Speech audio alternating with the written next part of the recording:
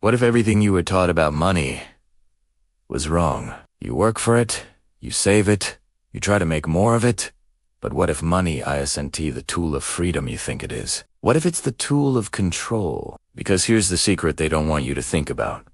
Money isn't backed by gold, or goods, or even logic anymore. It's backed by belief, and that belief is managed, manipulated, and monetized by a handful of powerful institutions. You're told to save while they print. You're told to budget while they borrow endlessly. Today, we're going to peel back the layers and reveal the hidden truths about money, how it really works, who controls it, and why the rules were written to keep you in the dark. Section 1. Origins: how the illusion began. 1:15 to 3 o'clock visual. Ancient coins, merchants trading goods, early banks forming in Europe. Narrator. Money began as a simple solution, a tool to trade goods without the hassle of bartering. Gold and silver coins had real, tangible value. They were scarce, beautiful, and universally trusted. But as trade expanded, carrying heavy metal became impractical. So bankers created something new: paper notes, promises backed by gold stored in their vaults. People trusted these paper receipts because they represented something real. Until one day, they didn't. Banks realized they could issue more paper than the gold they actually held. It was the birth of fractional reserve banking. Money created out of thin air, as long as no one demanded their gold back all at once. It was brilliant. It was dangerous, and it changed the world. Section 2. The rise. When banks became king. 3 o'clock to 5 o'clock visual. Industrial Revolution. Central banks forming, printing, presses running. Narrator. In 1694, the Bank of England perfected the formula lending to the government in exchange for the power to issue currency. That blueprint spread worldwide. Then, in 1913, the United States created the Federal Reserve, a central bank that could control the money supply, set interest rates, and lend to the government at will. This meant every new dollar was born as debt money created by borrowing, owed back with interest. And because every dollar comes from debt, the system requires constant growth, inflation, and borrowing to survive. It's a treadmill with no off switch. When banks create money, they don't just print it. They loan it. And when you repay it, they destroy it. The only way to keep the system alive is to keep borrowing more. That's the hidden engine of the world economy. Section 3. The breaking point. The day money died. 5 o'clock to 6:30. Visual Nixon's, 1971. Televised announcement. Gold vaults closing. Stock markets reacting. Narrator. For a long time, this system had one anchored gold. Every US dollar was redeemable for a fixed amount of it. But by 1971, America was spending far more than it could afford financing wars, welfare, and promises it couldn't keep. Foreign nations started demanding gold instead of dollars. So President Richard Nixon made a fateful announcement.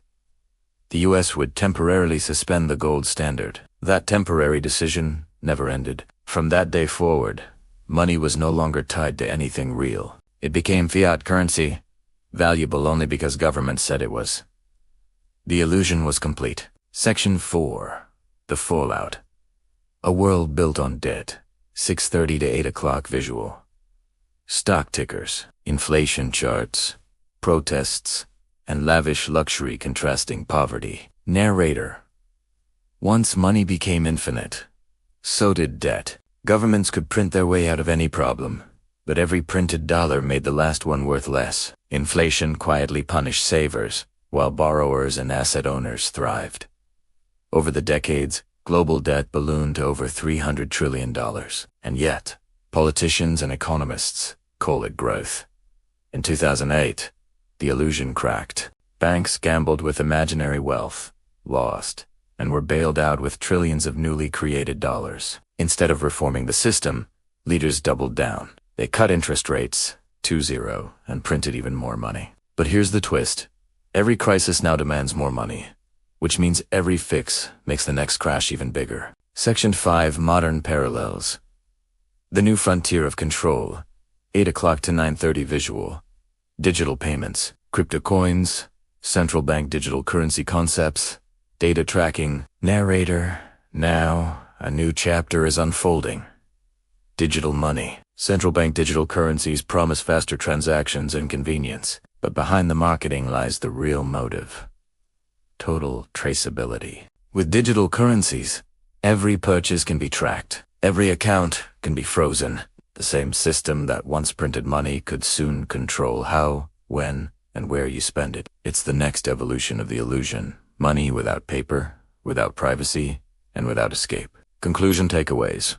Warning and call to action. 9:30 to 10:30. Visual. The dollar fades into binary code, replaced by glowing lines of data. Narrator. So what are the secrets they hide about money? Takeaway 1. Money isn't real value, it's trust, and trust can be manipulated. Takeaway 2. Inflation isn't an accident. It's a mechanism to transfer wealth from those who save to those who create money. Takeaway 3. Every evolution of money, from gold to paper to code, concentrates power in fewer hands. Narrator quietly.